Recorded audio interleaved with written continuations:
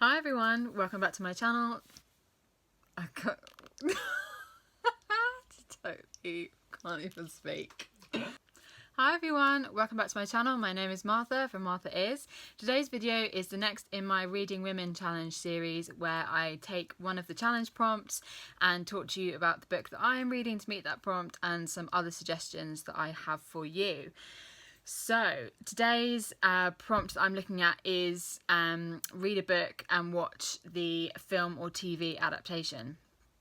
Now there are many options for this. Obviously there are many books that have been adapted into film and TV adaptations, but so many times us bookworms will sit there critically looking at it thinking the book was better. So I've tried to pull out options where I think the book and the film are at least equally as good, or the difference isn't too big. So, but you're very welcome to disagree with me.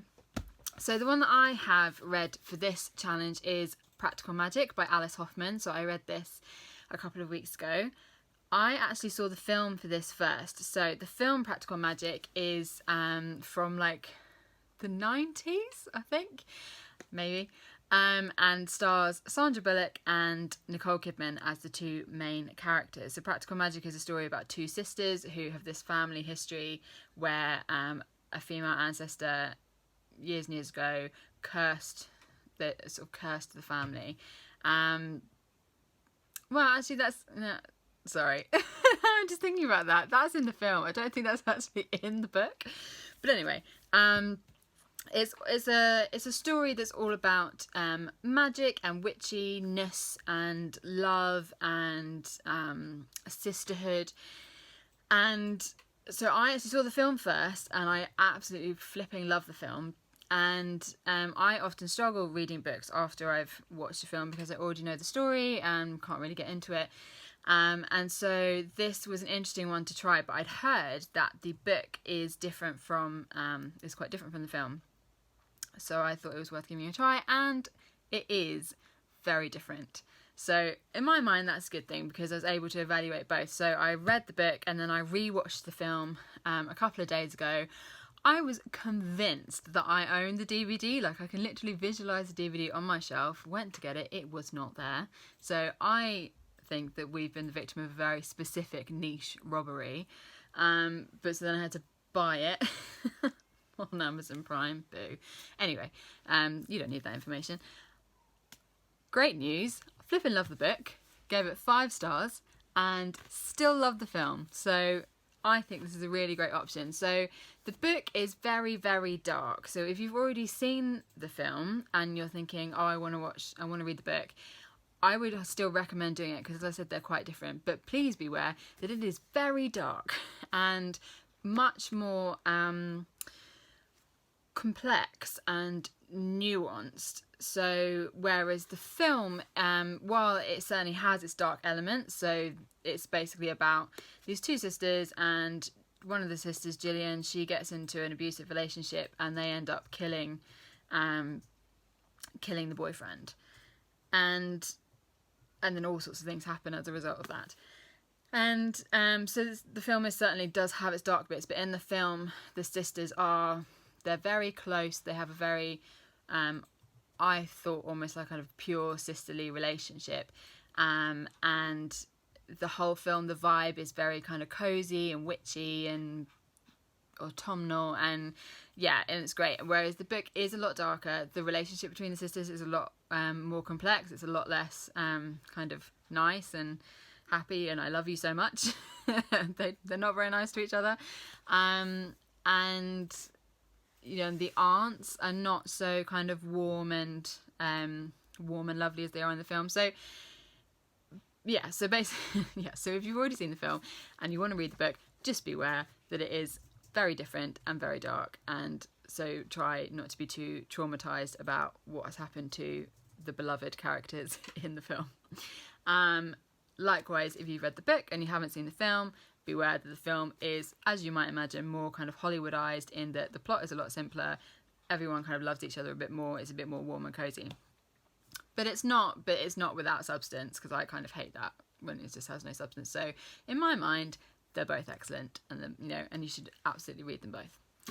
Read/watch them both. So I think that turned out to be a fantastic option for this prompt. Some other options I have for you. The next one is The Hate You Give by Angie Thomas. So if you haven't heard of this book, have you been living under a rock? Because this book was huge when it came out. It's probably still on the New York Times bestseller list. It was on there for about 1 million years. It's just such a fantastic, revolutionary, harrowing, wonderful book. All about a teenager called Star, who is a young black girl living in America, and she witnesses the shooting of one of her childhood friends, a teenage black boy, by a white police officer, and her friend was unarmed. And then there's a kind of fallout from that. So it's very much touching on the kind of Black Lives Matter movement and the impact it has on the community, and all of that. And it's just so brilliant, so important, and just brilliant. So if you haven't read the book, flip and read the book. The film came out, I think, in 2018 or 2019, and it stars Amandla Stenberg as Star, the main character, and then you also have, I have it written down here, Regina Hall and Russell Hornsby as the parents, and Anthony Mackie as King, who is kind of like, I want to say gangster, but that doesn't feel right. Like he's a bit of a bad guy in the local community, and I thought it was brilliant. They did, as they often do when they change, when they make books into films, they did change a few things, but I really felt like it captured the spirit of the book, which is my main thing. If I don't mind things being changed, I understand things need to be changed and like cut out and whatever, but it's really important to me that you retain the spirit and don't kind of just change things for the sake of it. So this is a film for me that really retained the spirit of the book, and I pretty much cried the whole way through. So, and I think Russell Hornsby, particularly as Maverick, the father, is just absolutely fantastic. Anthony Mackie is not who I envisioned, but he still managed to give off this really, like, a different kind of dark, menacing quality that was very good. So, I mean, yeah, fantastic. Soundtrack, fantastic. So, highly recommend both the book and the film. Next one I have for you is Pride and Prejudice by Jane Austen. So if you're looking for ideas for this prompt, classics are a great place to start because a load of the classics have been adapted to death. So Pride and Prejudice, I would recommend watching the TV adaptation, the BBC TV adaptation starring Colin Firth and Jennifer Ehle. I would not recommend the film version with Keira Knightley. Now, I might be biased by not liking Keira Knightley, but I would also say it is nowhere near as good as the TV version. It is a classic TV adaptation. It's wonderfully done. The casting is awesome. Yeah. It's just brilliant. I'm not having none of the Keira Knightley stuff. No.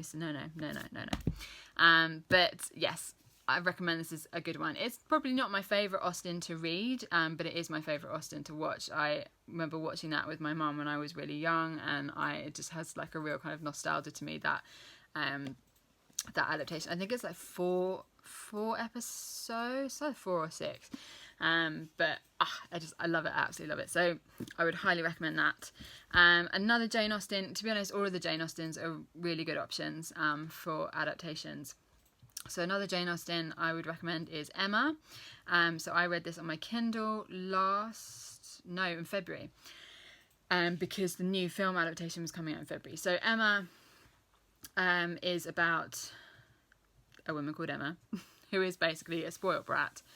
And it's kind of all about her, and she befriends a girl called Harriet and tries to kind of matchmake Harriet with other people, and it's basically all about a spoiled brat just kind of growing up a little bit. And so with Emma, you have a selection of no less than 4 adaptations that you could choose from. So the original, the kind of older adaptations you've got are I think it might have been a TV adaptation which stars Kate Beckinsale as Emma and Mark Strong as Mr. Knightley. I remember really, really loving that one, but I haven't seen it in years, so I can't really say. I did try to find it after I read Emma, but I couldn't find it anywhere.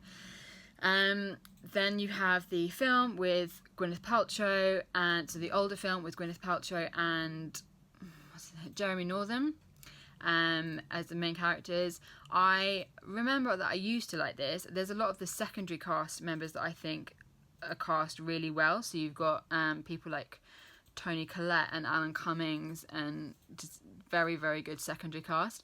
But I tried to watch it when I'd just read Emma recently, and I hate Gwyneth Paltrow. So that presents rather an issue, if I'm honest.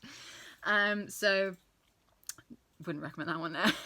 But if you like Gwyneth Paltrow inexplicably, then do try that film. And then there was another, I think, TV adaptation starring Romola Garai and Johnny Lee Miller, so I haven't seen that one. And then the most recent one is the film starring Anna Taylor-Joy as Emma, Johnny Flynn as Mr. Knightley, and Bill Nighy as Mr. Woodhouse. Now, it is worth watching purely for Bill Nighy. So if you do read the book, Mr. Woodhouse, Emma's father, is an insufferably annoying hypochondriac character who just whitters on for pages and pages. I absolutely can't stand him. But Bill Nighy in that film just absolutely stole the show.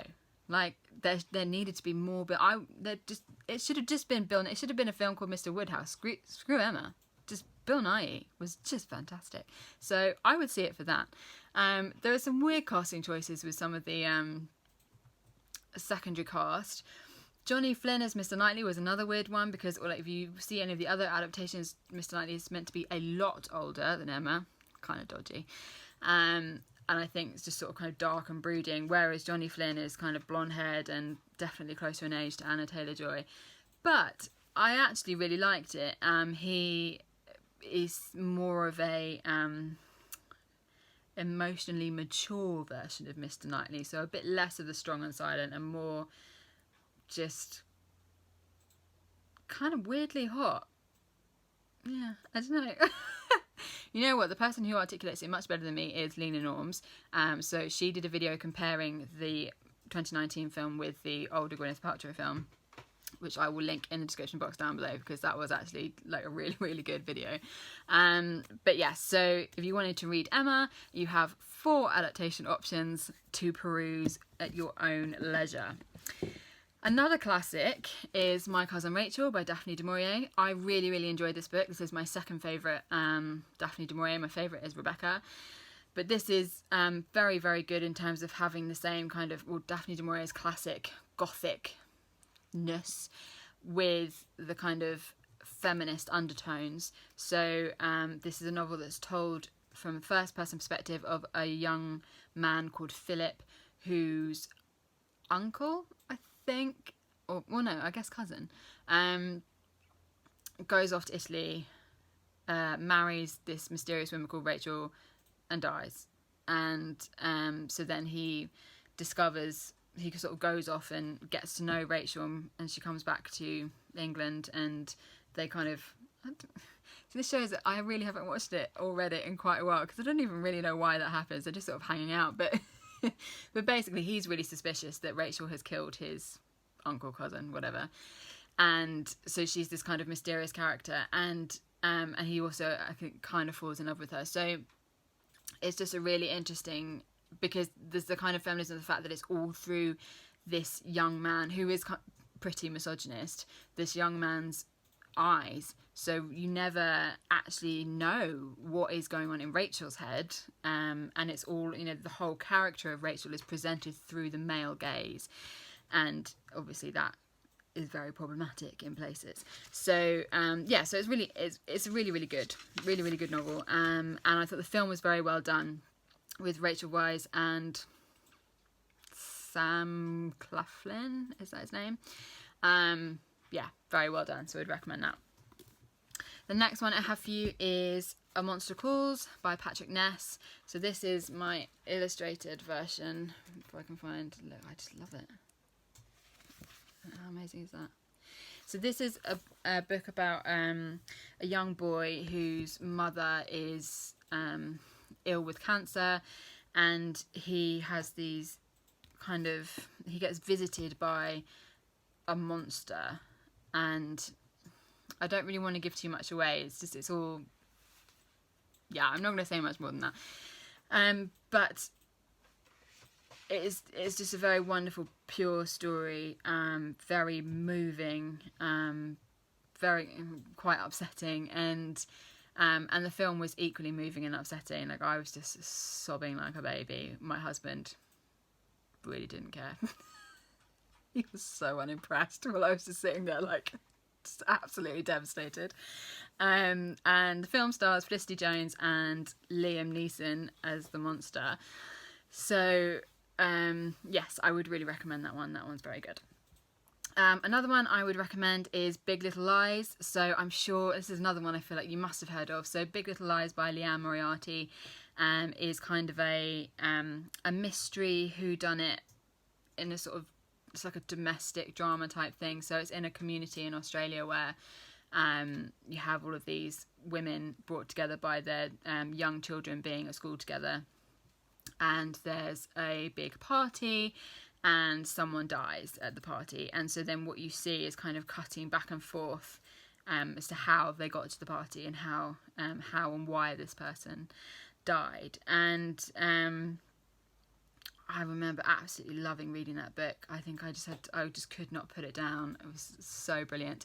And it's been adapted into a TV series, which has now had 2 series, with Reese Witherspoon, Nicole Kidman, who are the other people in it?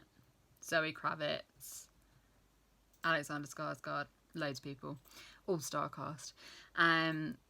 It's very, very good, actually, and the adaptation, I think the book is better, but the adaptation is very good, and they add some stuff in, but that's fine. And I was interested to see, actually, because they have a second series, so the end of the first series is basically where the book ends, so I was a bit like, oh, why are they doing a second series? But apparently the author wrote like a novella for them to kind of work with and adapt, and the second series was very good. Meryl Streep comes into it, absolutely bloody brilliant. Absolutely hideous character, but very, very good. So yes, so those are all the ones I have read and seen the adaptations that I would recommend. So there's just one more that I wanted to mention, which is Normal People by Sally Rooney. So I absolutely love this book. This is another one, again, if you haven't come across, are you living under a rock? It divides a lot of people because essentially not much happens and the characters are kind of both crap, and there's no speech marks, but inexplicably I loved it. I can't even really tell you why, I just did. Thought it was very good. It was one of my favourite books of last year, and it's been made into a TV show, and I believe the TV show starts, I want to say, this Sunday. If not, it's very, very soon. And I've seen some early reviews of people who've been allowed to see a couple of the early episodes saying that it's very, very good. So that's all of them in a nutshell. Let me know what you're reading for this prompt, and I'd love to hear your thoughts of the adaptations of any of the books that I've talked about. Do you disagree? Are you a secret fan of Keira Knightley and Gwyneth Paltrow? Yeah. And I hope you enjoyed this video. Please give me a like, give me a thumbs up, give me a subscribe if you enjoyed it. And I will see you again soon for another video. Bye!